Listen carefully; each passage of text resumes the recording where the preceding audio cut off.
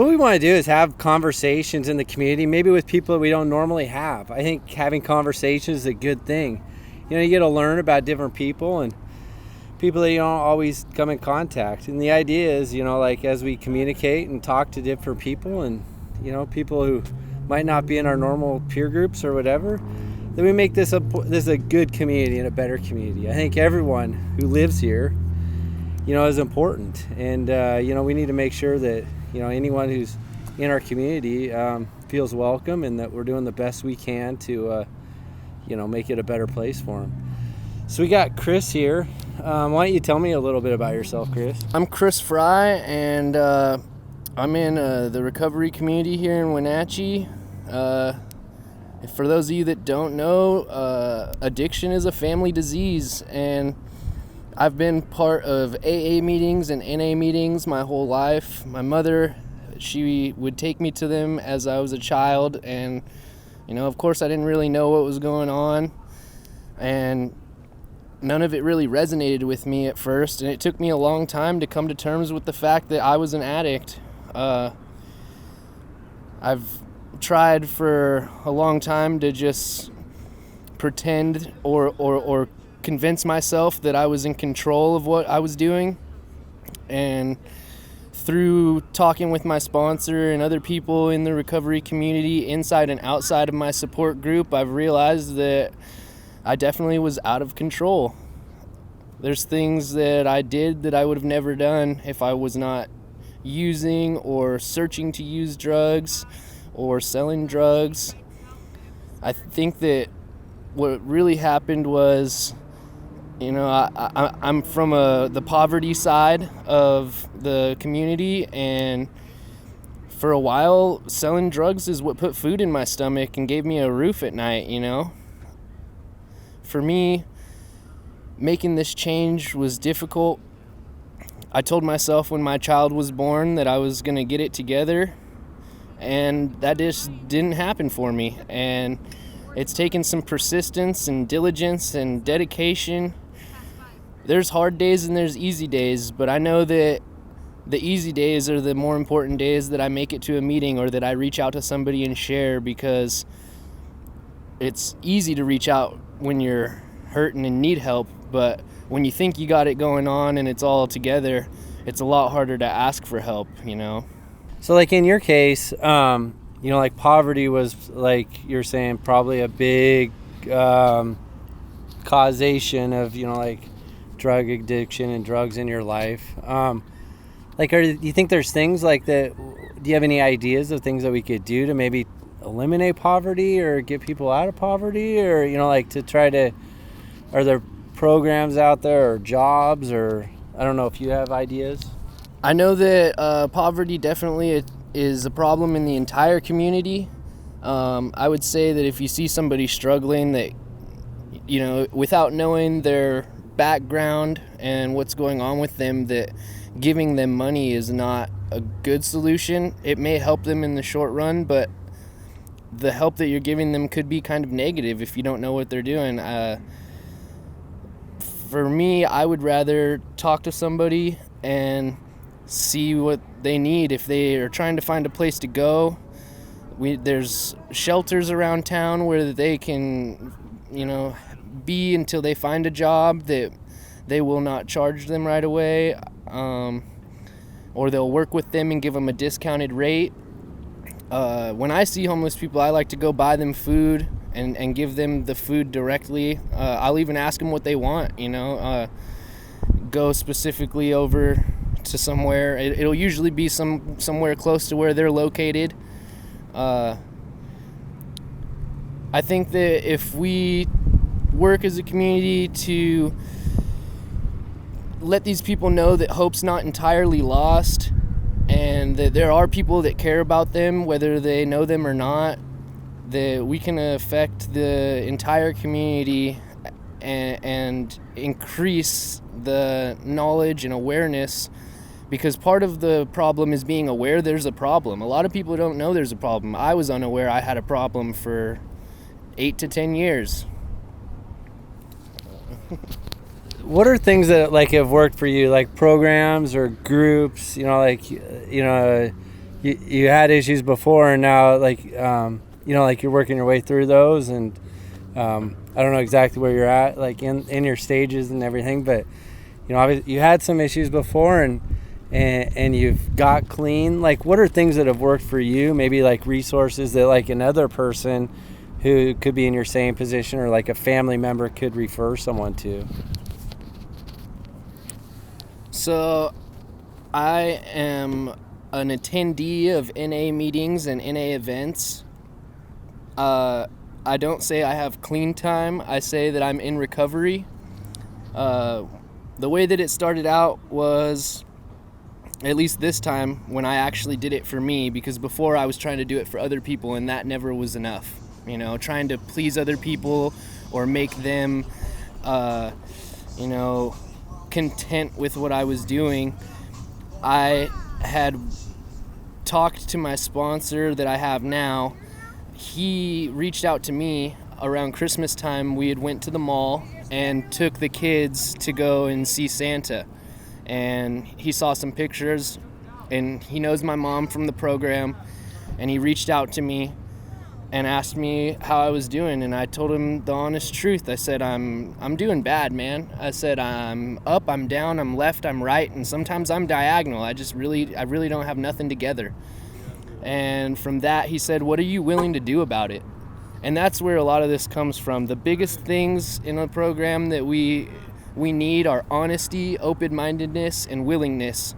Because if you don't have willingness to change, if you're not willing to be open-minded, and you're not willing to be honest to people about what you really have going on, what you've really been going through, how are you going to make proper change? So when we had that first initial talk, he was asking me if I wanted to go to meetings and would I be willing, and I told him I'd be willing, but that I don't really like meetings, and that has since changed. I have 6 months in recovery now. I just celebrated 6 months yesterday. I started off with this stigma, because everybody expects, or I thought everybody expected, that recovery meant entirely being abstinent from day one. And as long as we're constantly achieving growth spiritually, physically, and mentally, then that's working a program. And I didn't understand that at first, and I kind of felt a little bit of a shun from the others. I got on the Suboxone program, and there's pros and cons to that. A lot of people, doctors, I would say, want to keep you on the program for an extended period of time. And for some people that may be right, but for me, I knew it wasn't a good choice. I got tired of waking up and having to take a pill every day so that I could feel normal. So the very first chance I got, I went to my doctor and I said, I'm ready to take my dose down. And he told me, no, I don't think you are. I didn't like that answer, so I took myself down. And I went back again 2 weeks later and I said, I'm ready to come down a dose. And he said, no, you're not ready yet. We'll talk about it again next visit. And so I took myself down again and again each visit when I was told no. And after 55 days, I quit the Suboxone and I was just using marijuana. And then after about 3.5 months, I had come to the decision in my mind that I wanted to let go of the marijuana too, and I just hadn't necessarily physicalized that. It was in the mind, and I've also given that up now, and so now I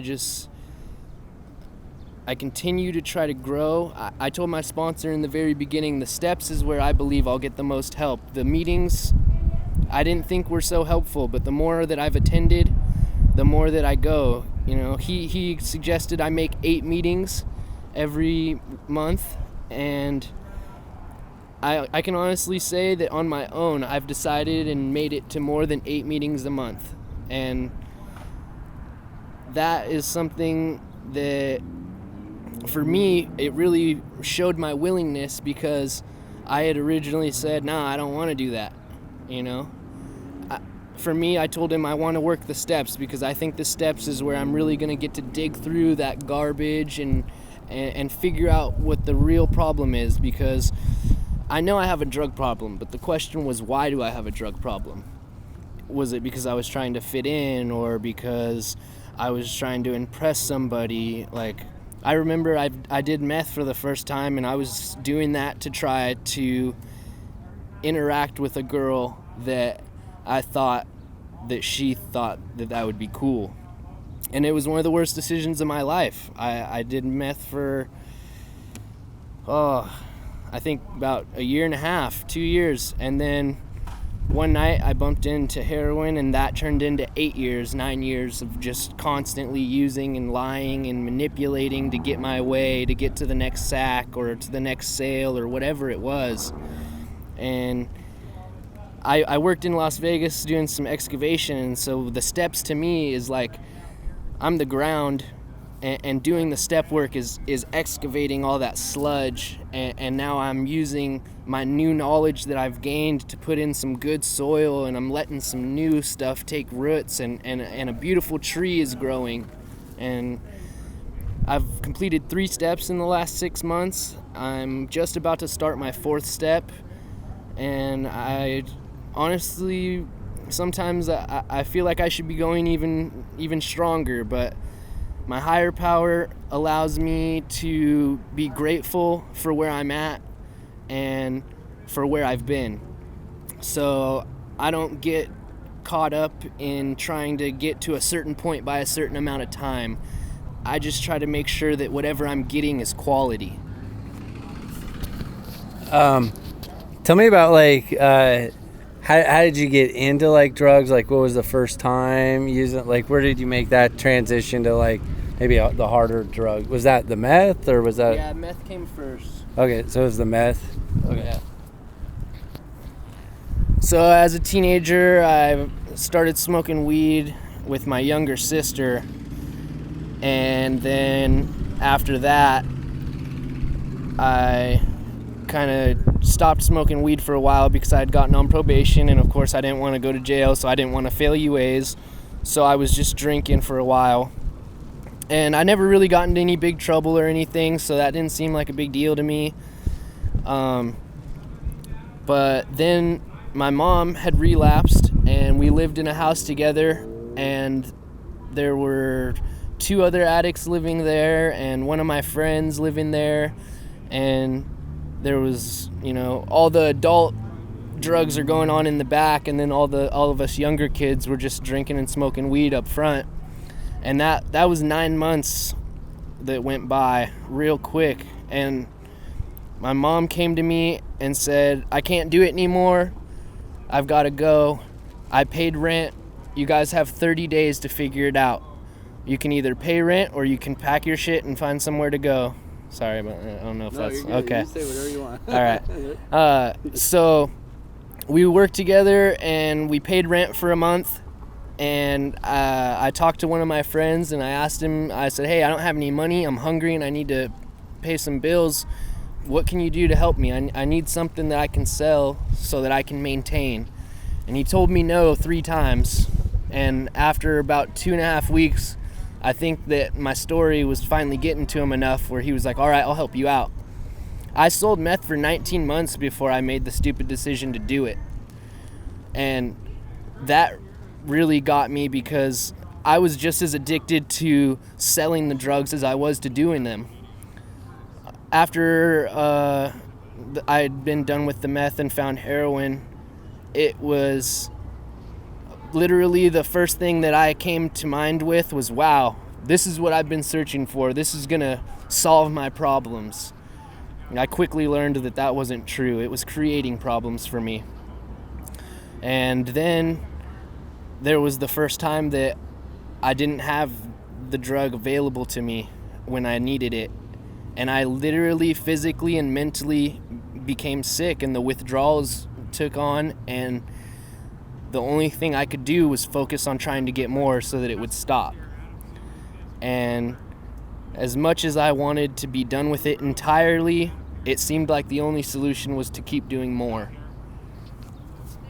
So, I mean, I think, like, all of us in the community, like, see people that are, probably on drugs, like, homeless or, on drugs, and we see it in our community.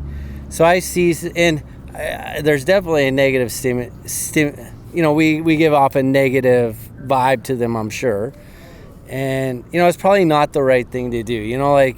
So how do I, like, walking by someone or interacting, what can I do to, like, help someone that I see that's obviously in a bad place? What could I do to help them?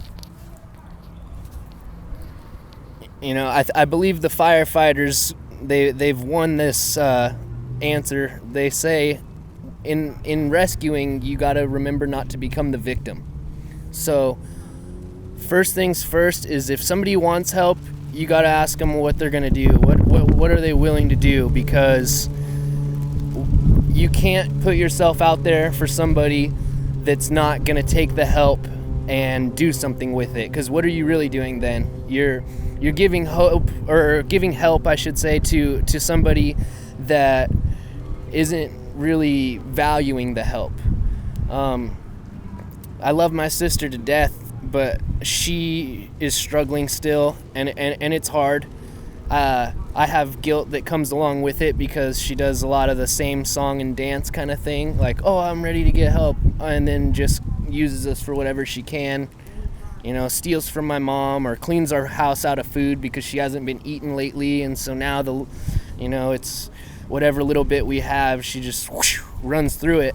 And then now we're struggling for the next week or two because we're living check to check or whatever.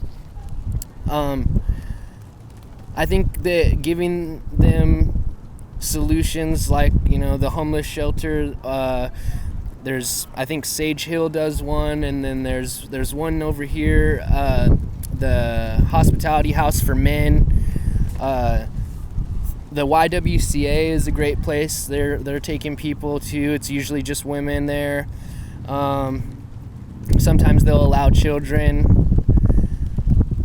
I think that if we can point them in those directions, suggest that they go to an NA meeting. If these people have phones or emails or something that they've been using on phones, on Wi-Fi or whatever, to give them your number as like a source to reach out to, that might help. But we also have to be cautious, like I said, that we don't become a victim in that same process. Are there things that, like, we could just do in the immediate, like, just, like smiling at people, just saying hello, ask them if we can buy them a burger, anything just like in that immediate time frame? I certainly believe, especially during the winter time, coats, sleeping bags, tents for homeless people, food, yes.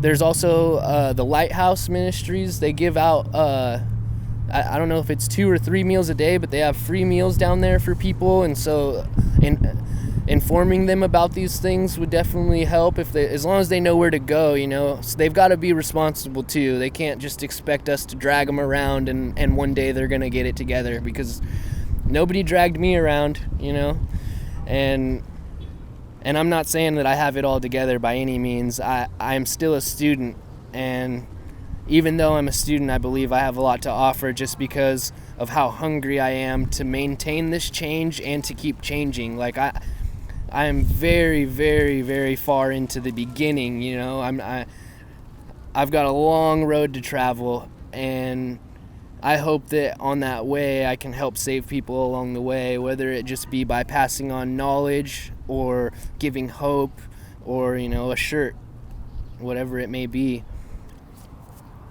And what can, like, Wenatchee do to help Kris? Like someone who's newly recovered, what can we do to make this a better place for you here? Man, that's a tough one.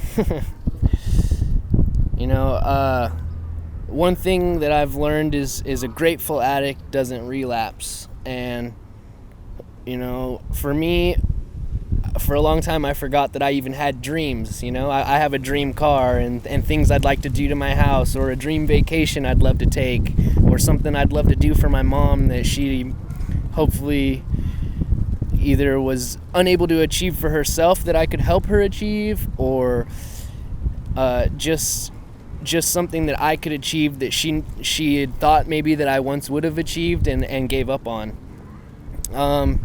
For me, some things that keep me grateful is the air that we breathe. You know, like sometimes you get stuck in the house for too long. Being isolated is painful on the body because we're made for human interaction, you know.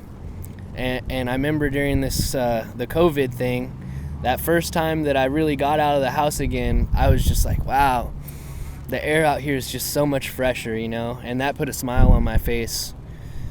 I think there was a lot of a negative stigma in the recovery community towards people like me who were not jumping into 100% sobriety out the gate.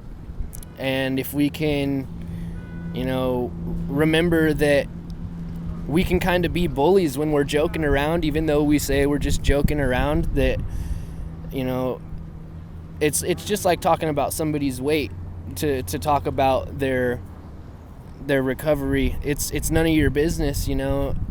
Yes, if they've asked you or if they're part of your group, of course, try to keep them accountable, but let's not put people down. All right, well, I appreciate having this conversation with you, Kris, and good to getting to know you a little better. All right, well, thanks so much. Yeah.